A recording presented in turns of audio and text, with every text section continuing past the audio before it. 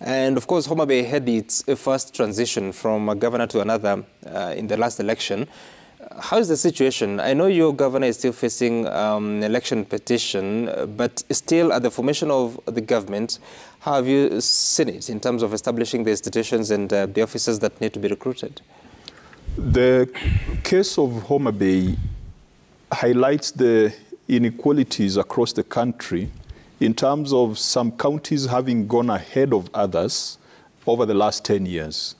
I must say that Homa Bay was probably did not do as well as many other counties in the first 10 years of devolution, as far as service delivery was concerned and as far as unleashing productivity of the population of Homa Bay was concerned.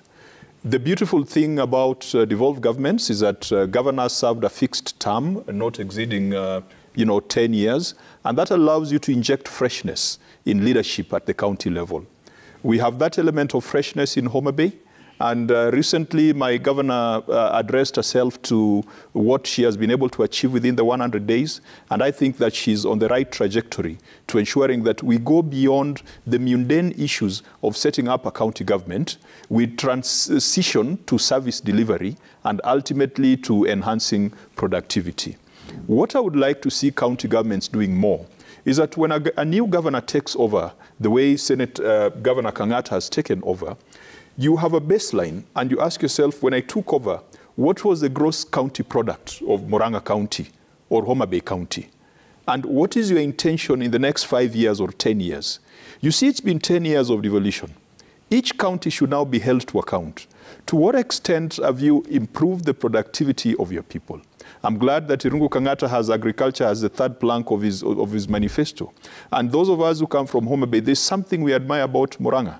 Because if you look at issues of household wealth or household poverty, if a household has a cow or a household has got something that puts money in the pocket, it means that the average resident of Murang'a, their per capita income is probably higher than in many other parts of the country where they do not have an income generating activity, they don't have a cow, they don't have an acre of tea or an acre of coffee sitting somewhere. We'd really like to see governors focusing more, not just on mundane issues like HR. Unfortunately, if you look at almost half of the new governors, their first priority has been on HR audit. Fine, it's okay. There were ghost workers and there were all sorts of unqualified people who were employed by past regimes. But that is not it. That is not the end. That should just be the means to ensuring that you've got an efficient administration that can provide optimized services in healthcare, optimize services when it comes to early childhood education, optimize services when it comes to extension services for workers. Ultimately, this should lead to greater productivity. Counties are complaining about inadequate resources to finance the functions that have been allocated to them. We know that this year, even though we said it's going to be a good year, there'll be serious global forces that are going to batter Kenya. There's a global recession that is looming. There is a tightening of Kenya's budget approach. The president is saying he's not going to borrow money from lenders or from other markets, that we have to make do with the little that we have.